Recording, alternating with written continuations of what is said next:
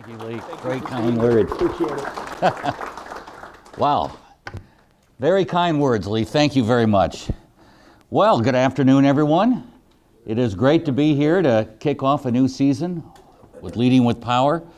First and foremost, as I talk, I'm not one to put blame or anything on the actions that I've done over my lifetime. You know, a lot of times it seems like people will fall back on crutches saying that, well, I had this happen to me, which is important because things affect us. But when it comes down to making decisions, we still made the decisions and we have to accept that accountability. So I want to get all that out so I don't make you think that some of the story I'm going to tell is anyone else's fault but my own, because we all stumble, we're all human, and I definitely fall into that category. So as Lee said, I grew up in Milwaukee, but I had a little bit of I was actually born in 1956 in Boone, Iowa. My parents were married in May, and I was born in October. So I guess I was part of the wedding pictures. I always told my mom, I said, do you see me in them? And she was embarrassed. But she was 18, and my dad was 19. And so I'm the oldest. And I always say that, parents, the oldest are kind of the ones you learn. And the rest of the kids down the road, they kind of have it a little easier. Well, with me, it's a little different. My next brother didn't come along until 1967. So, I was 10 and a half years old. I was an only child, kind of living the life. By the time I was 4, my dad worked for the Chicago Northwestern Railroad. And so we started to move around. Left Iowa and came to Milwaukee. And there in Milwaukee, in the south side, and still remember the apartment, kind of got an education. Now you got to remember my mom at the time, the things I can remember, go back maybe to 4 or 5 when I was in kindergarten. But I just remember some of the colorful people we were around in the apartment building. There was a truck driver that had quite a colorful language. My mother was always upset about him teaching me certain things, and one of his big faux pas was always using JC, the full name. JC, did you see this? And all that. So my mom told me that we were in a store once when I was about 4, and there was this beautiful toy submarine up there, and I go, JC, Mom, do you see that? So I was an impressionable kid, I guess, even back then. But we moved around, my dad getting elevated in his work. We moved around. We moved up, believe it or not, when I was in first grade. We moved to Green Bay and lived very close to the stadium. I was 6 and 7 years old and only were there 2 years, unfortunately. Moved back to Milwaukee in third grade, but we were right across the street, our house, to Jim Taylor. Actually played catch with Jim Taylor. He had a little boy at the time that was about 1 or 2, and he'd be out, and my friend Todd, we'd see that, and we'd go over, and he'd play catch with us as well. So that was kind of my highlight in Green Bay, and we'd go down to the practice. I can't remember if we did the bicycle thing or not. I don't remember if it was back in 62 and 63 if they were doing that yet. But it was colorful with Vince Lombardi there, I will say that. He had that loud, booming voice that definitely caught your attention and kept focus on it.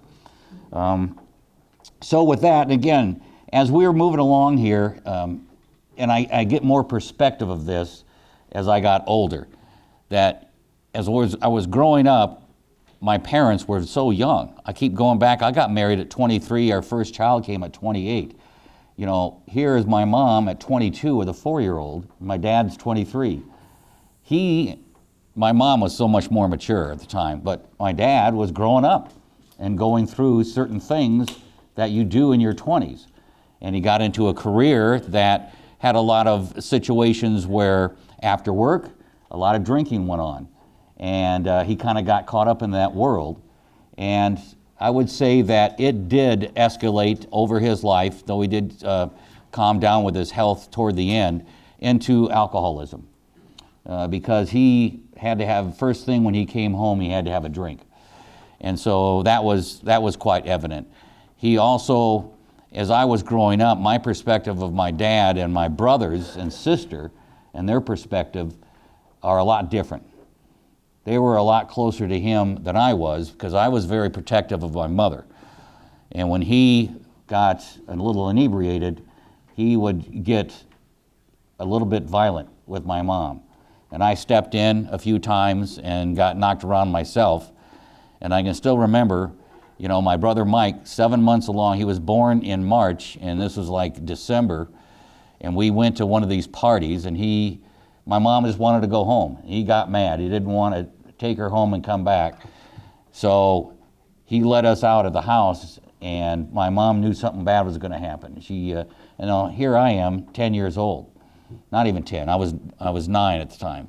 And she says, if anything happens, go upstairs, you know, we were renting, go upstairs and talk with Kathy was her name, and have them call the police. I'm going, oh, that's a lot to throw on a 9-year-old kid. And we got home, and yeah, he was mad at her and kind of tossed her around a little bit, and she said, you know, she told me, she saw me kind of moving, and she said, I think he was going to be done, and it's okay, but she started having some contractions with my brother Mike, but thank God it stopped. He was still born a month early. I don't know if that had anything to do with it, and it didn't affect him because he's 6'2" and a UPS pilot, so I don't know if you have to be crazy to do that kind of stuff, but in any case, he's been such a fine role model for his family, his community, he and his wife, what has happened from there, and I thank God every day he was born, and my other siblings as well. But so that was kind of the atmosphere, and I always held that against my dad, and I always said to myself that I wouldn't drink. I wouldn't drink when I got up there because I see what happens to it. And probably, you know, back in my day, I went to college in the fall of '74, and I had it picked between Iowa and Marquette. And Iowa, get this now, and a lot of us older folks like myself knew this, in-state, because I was in-state at the time, in Iowa, the tuition for an entire year, $625. Can you believe that? $625. I worked on the railroad in the summers, made $4,000, you know, because you get time and a half for working tie gangs and steel gangs, and made enough to get room, board, and my whole tuition, books, everything taken care of. And then what was, I call it the Snyder conundrum, was that the state of Iowa made legal drinking at 18. So I got into college, and we know how, you know, sanctifying college is, and so, no. I was probably right behind Wisconsin as far as drinking, and that was my first experience with it. And I did go, you know, the old binge drinking group. Didn't do anything crazy enough to have anything happen during that time besides the normal stuff. I just, and I think a lot of you might feel the same way, I just thank God we didn't have social media back then, because there would have been some stuff, I'm sure, that I would be very not happy to have going on at my time. So, went to Iowa for 4 years, met my wife Shawn there. She was a nursing student, and we were married in 1980. And we started off my radio career in a little city about 35 miles northwest of Des Moines called Perry, Iowa.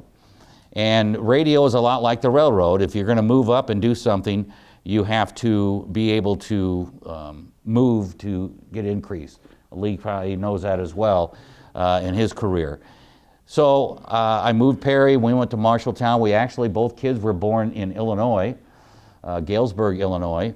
And then in 1988, we moved back to Iowa, to Ottumwa, and stayed there all the way until 2001. And I always wanted to get back to Wisconsin because I really loved my time in Milwaukee, which I grew up in the northwest side, which has changed a lot since I was there.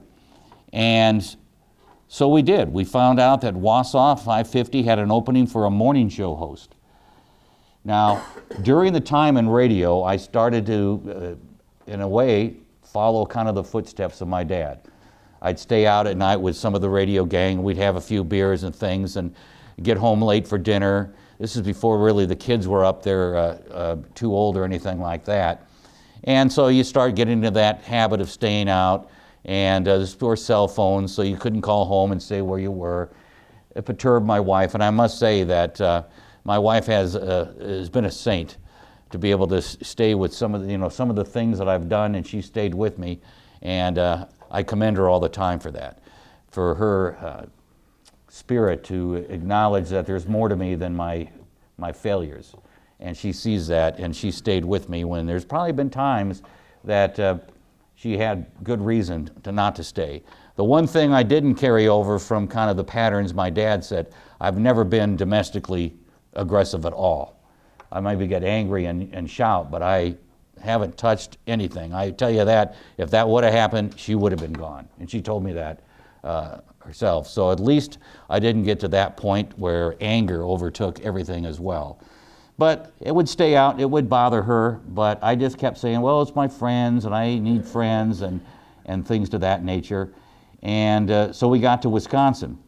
And I will say this, the environment and encouragement for consumption of alcohol is higher here in the state of Wisconsin than in a lot of places. And guess what? I jumped right into that feet first and got into that here as well. And it all kind of came crashing to an end in July of 2003 when I didn't realize it until afterwards and went to counseling and things like that, a thing called blackout drunk. You can actually be functioning but not know anything's going on. And that's what happened to me on that July 28th of 2003 on a motorcycle, for God's sakes. And I was out, my wife was coming back that evening from seeing her family, and I was out on the bike, and we just, a group of us, we just got together, started hitting different places. The next thing I know, I'm awake in a hospital room. And I can still remember my arm is broken. Still got my scar to remind me of that. And my left leg had a compound fracture and was up in a sling. And good old Dr. Markey put me back together again. We've started quite a friendship from his doing that. But you can imagine, I didn't have a helmet on. I'm surprised I'm here, to tell you the truth. The good Lord was watching over me, or a guardian angel, something, because I messed up, the bike was totaled, and somehow I just came fairly unscathed besides the arm and the leg. When you're in the hospital room then, and I can imagine my wife at the time, angry, embarrassed, everything else was rolled up with her at that time, and she had every right to have that happening as well. But when you are in the hospital for 10 days, getting healed and doing some rehab work, it just makes you think. Now, I've always been a spiritual person. I remember I was an altar boy all the way back, Mother of Good Counsel. My goodness. That was back in the day when in my first year, I had to actually have to know Latin. So that's how far back I go with altar boy. And then they switched and we got the English version. But myself and Joe Bauer were the top altar boys for the Mother of Good Counsel, which was good, because we always got called out for funerals during the school day. So we would be able to go out and do funerals at the church and weddings. So I enjoyed that a lot, and that made me feel spiritually good, and actually flirted a little bit in high school with maybe going into the seminary, but it never really took hold. But as I got into college, the relationship between God and myself was pretty much, casual. It was like, oh yeah, this is an important thing coming up. By the way, God, can you help me? Instead of a daily type situation to try to get through the day, even though it was more like, hey, when I need you, I'll call you. So that's kind of the way it was. I didn't really take time and build a relationship. Well, I thought that was pretty much a wake-up call, and that I needed to kind of get myself connected with God again and with the Holy Spirit, because I thought there was a reason for me basically to still be alive. I hated the fact I made news, to say that, I made news. It was all over, they loved it. Here's a loudmouth conservative radio guy, and he's OWI and got himself busted up. So you lived through that. The people I felt worse was my wife and my two kids. My daughter was a senior in high school. My son was a a junior or maybe a sophomore in high school. So they had to go to school and live with all of that. So somehow we got through that. It's amazing. I tell this story a lot too. All the time I was drinking, I thought that I had to drink because these were the friends I had in life. But after the wreck, these friends never showed up to see me. It was the people that were saying, Pat, I think you got a drinking problem. Pat, I think you need to, see some help. That I kind of said, oh, they don't like me, or I wish they'd leave me alone. These were the individuals that came to see me in the hospital. And I just put everything in perspective of who really cares about you. And that made a huge difference to me. So, you go to counseling, you go to talk in groups, support groups, people with the same situations, and also go out and speak my story like I'm kind of doing here, and being able to share that message that there is hope after that, and that we're human. And there are situations where people have crisis in their lives, and they look to try to deaden that. Alcohol, drugs, something of that nature, overeating, whatever it is, to somehow try to take away some of the pain they're going through. And so I try to relate to other folks like that. And I did a really good job from 2003, and then I was elected in 2016. I left radio in 2012 thinking, 34 years, that was good. I enjoyed it, but maybe I can actually be of service. So I ran in 2012, didn't make it, and that's when I connected with Congressman Duffy and became his outreach director. And they always say, the good Lord, that some door closes, another one opens. It's true, because that opportunity to work with Congressman Duffy gave me really the field training to be a better legislator.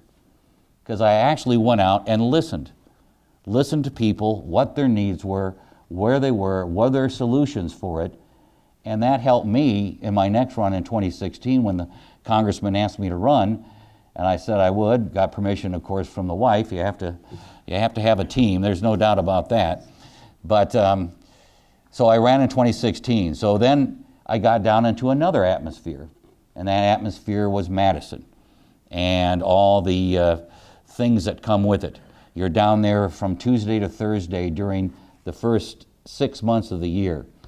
And I started, I think when I go back to this, I think of St. Peter in the boat in the storm, and here's Jesus in the water, and he starts walking on the water because he believes and things of that nature, but then starts to doubt and he sinks.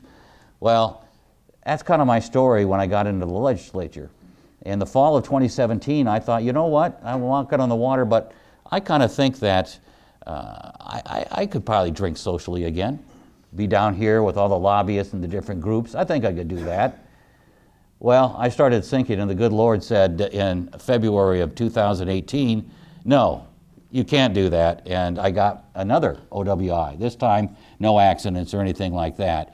And that was finally the call, like, Pat, for God's sakes, sorry, I don't mean to use his name in vain, but for his sake, get yourself totally off the situation that you have control in this. You don't.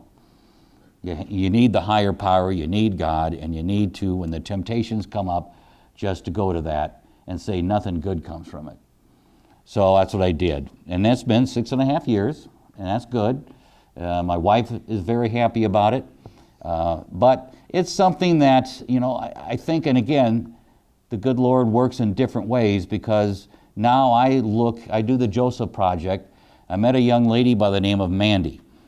And Mandy had a very difficult time in her life. She was in her 30s at the time, and she ended up getting 4 OWIs in about a 2-year span. And now she's been completely sober for 3 years. And another friend of hers, Kristen, also has had drug and alcohol and has been sober as well. And they came to me, and I've been thinking about this, but the folks that have the multiple OWIs, once you get to 4 and on, you basically can't drive again.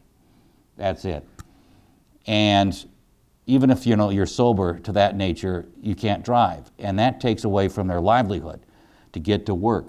If someone is working, let's say, at Crystal Finishing, how can they get out there if they can't somehow do this. So I met with them, and I'm trying to work on them. I'm going to meet with Judge Moran and Senator Larson, who's big on the OWI enforcement, and try to come up with a situation. I was talking to them where they could have a lifetime interlock in their car and occupational license, not a full license, but occupational, so they can get to from work, and they can get to the grocery store or anything else they might need to do to be able to have their life.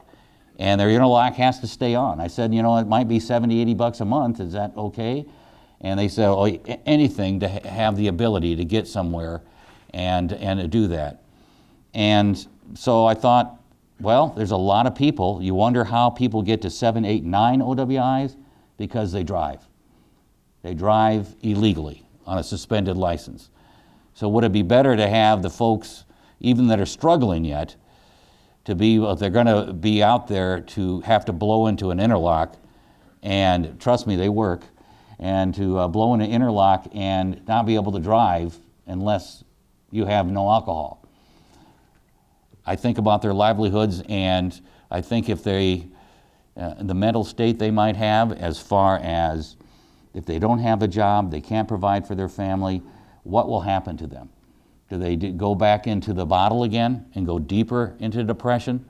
Or is there a way that we can somehow help them to be able to manage themselves, and maybe the interlocks the start and to their sobriety? I don't know. But I felt like when I've told that story, that's why Mandy felt comfortable of coming to me and talking a little bit about it.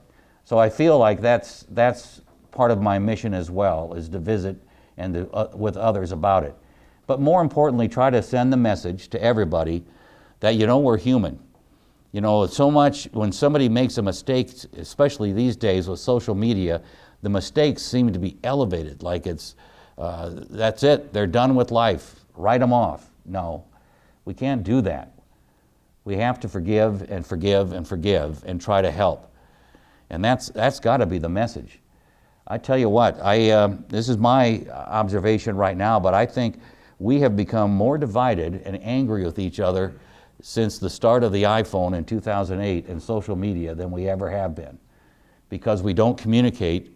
We communicate through ugly messages or posts on social media, and it's hurtful, and people take up on that and just believe things rather than actually seeing the person and talking with them.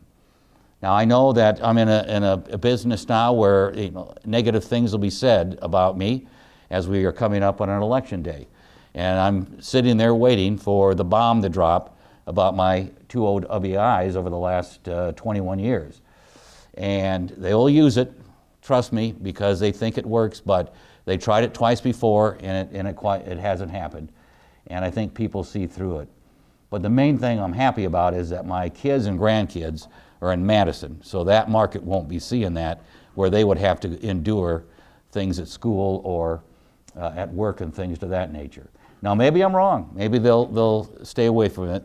I don't think that really says much about the current character of somebody, but except that maybe the people that aren't decided to help them flip from one side to the other. So that's something, but you know what? That's what happens. And I'm not making an excuse. I made those decisions that were poor choices and have to be accountable for them. And I am. And I just tell people that I'm flawed and I make mistakes. And I hope that, I just told my wife the other day, not to sound morbid or anything like that, but growing up, we had my parents, and so my kids had their grandparents and things of that nature. Well, both our parents have passed. So I told my wife, I said, it's our turn next. This is terrible. We're kind of the end of the line. So hopefully it's years down the road. But in any case, we have to start thinking about that, being examples for our kids and grandkids. She is getting ready to probably retire from nursing in December. And I'm getting up there. I'll be 68 next month. And there are things I want to do for one more term that I think still need to be done with child care, with some of the other issues that that I want to try to get through with palliative care and things of that nature. So I just want to try to finish on a bright note.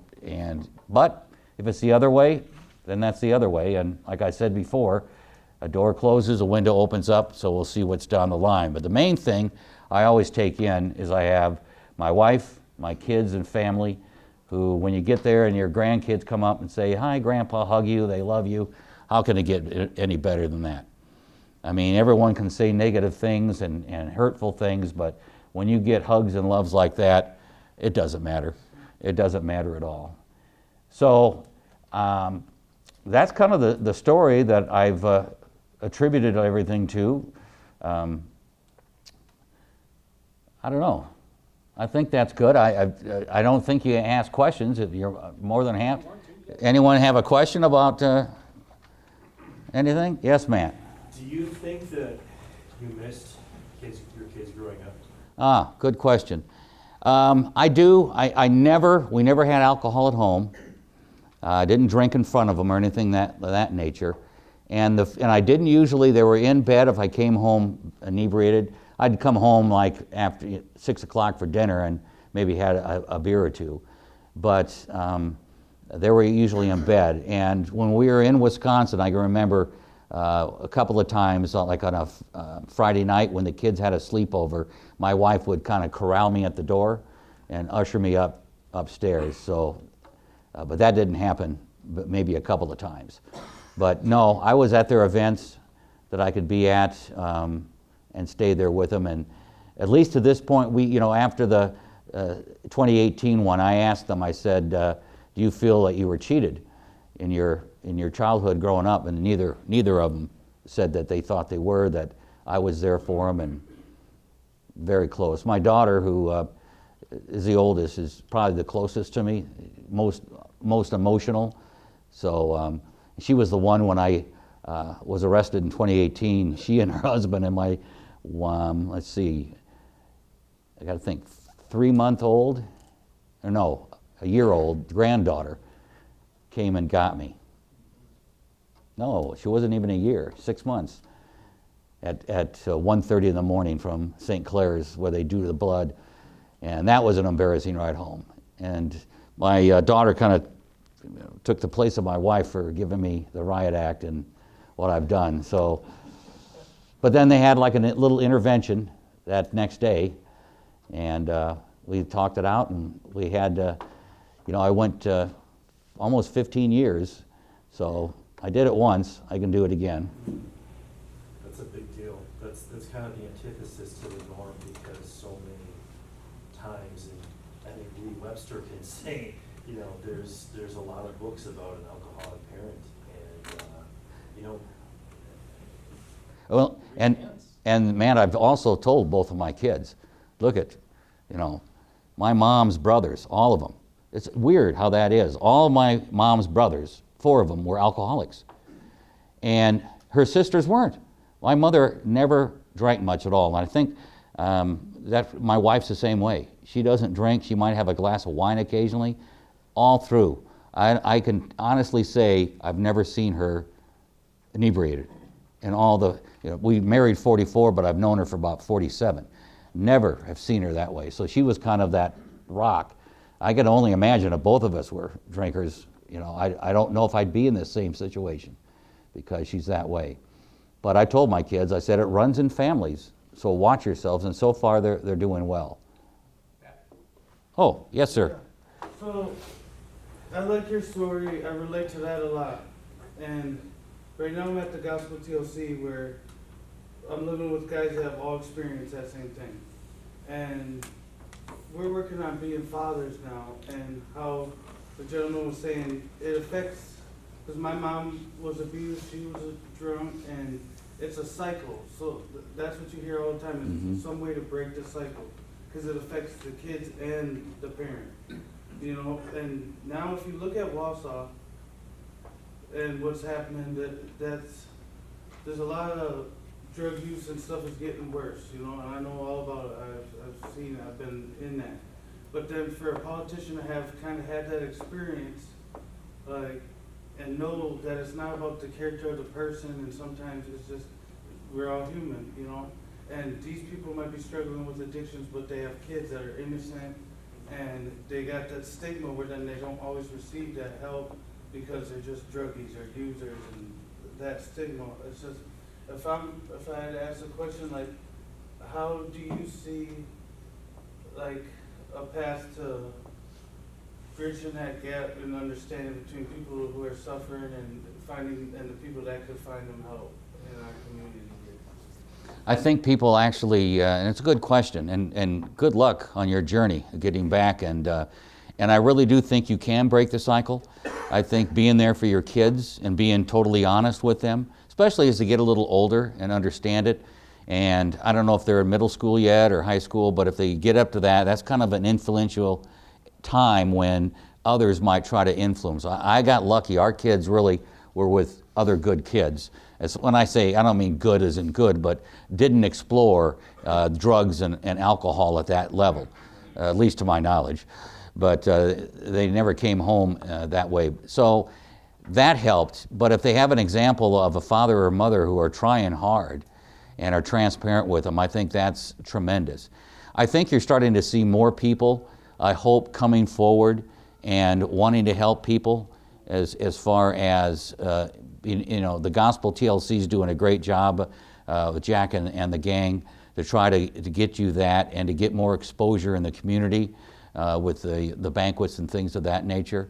And I think it's kind of like a growing tree. You will reach out to others that might be struggling and bring them in, and it just goes on, and hopefully we can get it. But you're right, a lot of people, I work a lot with the homeless in Wausau, and we do the point in times and things of that nature, and too many people just think that the homeless are lazy people that don't want to do anything, and it's crazy because a lot of them have trauma in their life. I met a man when I was there at the warming center a while back that I knew, and he knew me. He had his own business, but he had a gambling problem, and he lost everything, his wife, his business, everything, and was homeless. And it can happen. Healthcare, one serious health crisis, and you could end up losing everything. Ran into a couple in a van that had that situation, and they were living there because they had a health crisis and lost everything. These are the things that people don't look at. People, you know, not all of them are choosing this life, but a lot of them have some issues with possibly drugs or some mental issues that need to be addressed. And I hope that we're getting the word out that that's something we can do. I know that talking with Sheriff Billups a while back, and Ben, you might know this as well, that he said when he first started in law enforcement, he'd have maybe 2 mental health issues a month. Now they're having 3 a day. And so that's an area as well. And a lot of that has to do with folks that might have drug, alcohol, and mental issues that just having a hard time coping. So, oh, all right. Oh, Lee, we have time for one more, and then people can talk about that afterwards. Lee Webster. Okay, you mentioned in your story, and I thank you for telling this story. It needs to be told so many times in so many ways. And now you're in Madison, and you moved from a group that was not supportive of you when you had your accident. yeah. And have made major changes in your life. What kind of support system do you have to support you with your Christian values and your Christian faith in the environment that you're in now? Well, it's good. You just kind of, avoid some of the areas that I used to go to at the radio station with some of the people out to bars. Now you just avoid it. They do have groups, prayer groups that meet on Wednesdays in the morning that you can get together and both sides and be able to take part in that.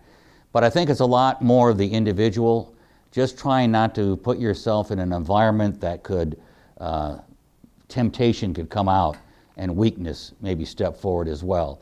So I try to, get around other folks that feel the same way. I'm lucky enough to have my kids and grandkids in Madison, so I can, spend evenings over there and not be tempted by other things down the road. So that helps a lot. Yes. One more. What is happening in our country scares anyone. We just had the calamity of the Georgia school incident Yeah. where 2 students and 2 teachers were run down. And when you read what has been said by the health authorities, especially the psychiatric people, said what happened in the school is a result what was in the home. Yeah. The relationship between that man and his wife and children, and how many millions of families in our country having these problems.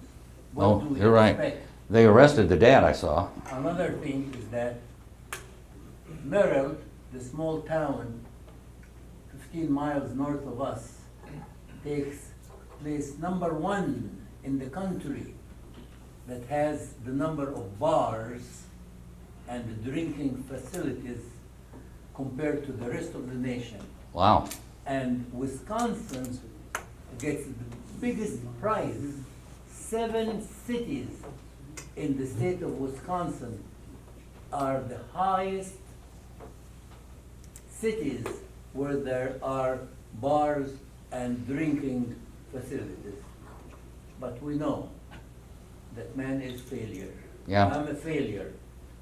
But the Bible said, to the testimony and to the witness, if they don't say such things, they have no dawning. There is no hope for us, for me, except going back to the Word of God. The Word of God said, don't be mocked. God cannot be mocked. Whatever man will sow, this we also reap. We are reaping our departure from our God and His Word. And therefore, that is to the testimony, to the law of God, there will be hope. Yes. Thank you. Awesome. All right. Pat, thank you. Thank you, Sir. Lee. Thank you, everybody.